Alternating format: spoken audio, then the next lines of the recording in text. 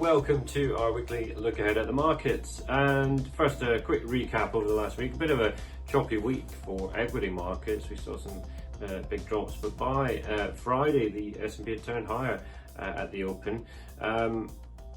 Really a mixed bag of messages that we're getting. We're worried about inflation, we're not worried about inflation because it's good for reflationary stocks, but on the whole, growth came back pretty well towards the end of the week. And that really is indicative of the fact that there's still dip buyers out there. There's still that concern really that or an absence of concern that the Fed will move too quickly on inflation. And of course the minutes last Wednesday showed that the Fed is thinking about tapering asset purchases, something like that. Maybe that's too many thinkings, but there you go. The Fed is certainly thinking about it, and it floated a bit of a trial balloon to see what would happen, and the market on the whole shrugged it off. We also saw a big collapse in crypto prices. That was a big day in the middle of the week. We saw a big plunge in Bitcoin. Had recovered some of the losses by the close of the week, but it remains the case that there's probably a lot of stranded longs at the top who will be selling into any kind of strength. So keep your eyes on the crypto space if you are in that market.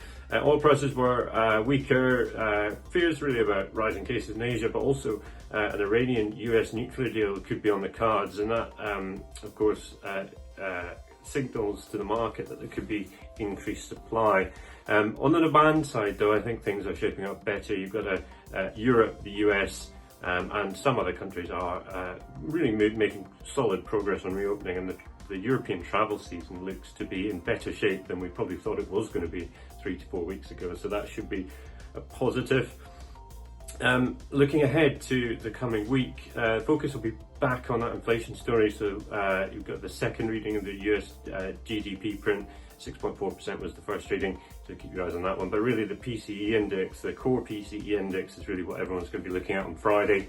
That's I think it was up 1.8% last month. Reuters did a poll of economists. They think that 2.8% on that core reading is where the Fed starts to worry. And remember, the PCE reading is the Fed's preferred gauge of inflation. The CPI print came in at 4.2%, a very hot reading. That's what got everyone worried for a little while anyway about inflation prospects ahead. So the macro outlook really dominated by those big US readings. Also CB consumer confidence. We've got a Royal Reserve Bank of New Zealand meeting, no change expected. And then also corporate earnings really winding down fully. Salesforce is the big one to look forward to this week. That's it from me for now. Thanks for watching.